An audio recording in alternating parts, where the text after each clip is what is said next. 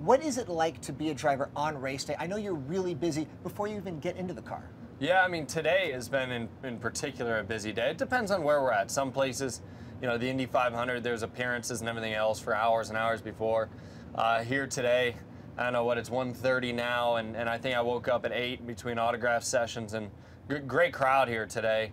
And appearances, I haven't had 10 minutes to sit down and eat yet. So, you know, we got driver intros in the next 25 minutes. So busy.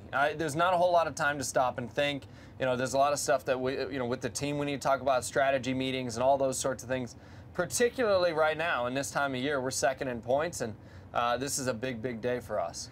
Obviously, you're a race car driver. You're also a businessman. Part of everything that happens before the race starts is that business side. Talk about what you're seeing out there in the auto world. I know you've got an interest in car dealerships especially. What does that look like for you? Yeah, I think everything's really good. Honestly, our car dealerships, the Bobby Ray Automotive Group, has been on fire here the last few years. And, you know, we've been very fortunate. Like any business, we've got great people, fantastic people running those things. And so, you know, they seem to be like a fine Swiss watch to just keep going. But, you know, in racing, a lot of people think driving is the biggest part of the business. And I think a lot of people would tell you, a lot of drivers that are in the sport would tell you that's probably the smallest part.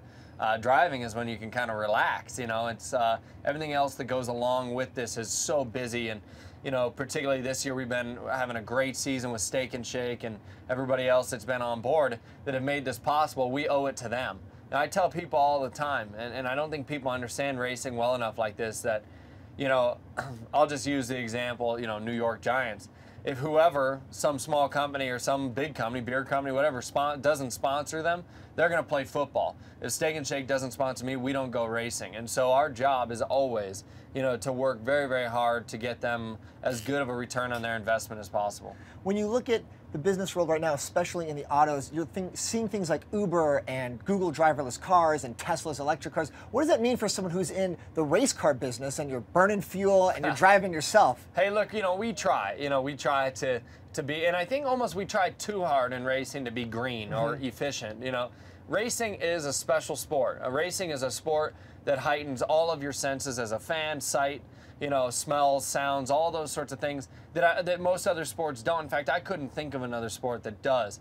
But part of that brings in this whole not being so green thing, you know, and the noise that it requires and the smells that it requires. A hybrid car is a very cool thing, but it doesn't sound good. It doesn't, you know, I don't think excite the soul very much.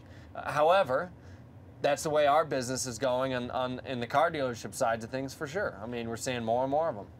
And finally, talk about your buying and selling of cars. I've heard you could have a car for a few months and then it's gone. You're an active trader, like some of our stock market traders. Well, stock market's interesting, you know. I guess the way I look at it is with a car, I can put a lot of money in it if it's a good one, and I know it's going to be worth a lot. It's never a sure bet, but the same thing with buying and selling stocks. But, you know, you could keep a car a couple months, and in some cases, particularly nowadays, you can make, you know, profit $1 million on it in that amount of time. You can't do that in the stock market unless you're taking a huge chance. And I get to drive it, and I get to enjoy it. And you know, having money in the stock market's great, but I don't get to enjoy that really. So for me, cars have always been a big passion of my family, my dad, the dealerships, collector cars. I mean, I think I'm 26, I've had over 100 cars. I mean, the other day I was going through a list and I was like, whoa, didn't realize it was that bad. But I love it. You know, it's something I'm passionate about beyond anything else. And so, you know, unfortunately though, when it comes to cars too, if you're buying and selling and investing, you got to have good advisors because you got to buy the right ones or have a really good feel of the market, and you can't get too attached to them. You know, if somebody shows up with the money, it's got to go. I like it. Great market advice from IndyCar racer Graham Rahal. Thank you again for letting us come into your motorhome. Good luck today at the racetrack. Thank you very much. Hey YouTube fans, I'm Landon Dowdy from CNBC. Thanks so much for checking out our channel. Here you'll find videos packed with all the info that you need to be smarter about your finances. Be sure and subscribe by clicking right here and click on all the videos around me to see CNBC's original series Young Money, Tech Bet, Kramer's Mad Money, and all the latest from CNBC.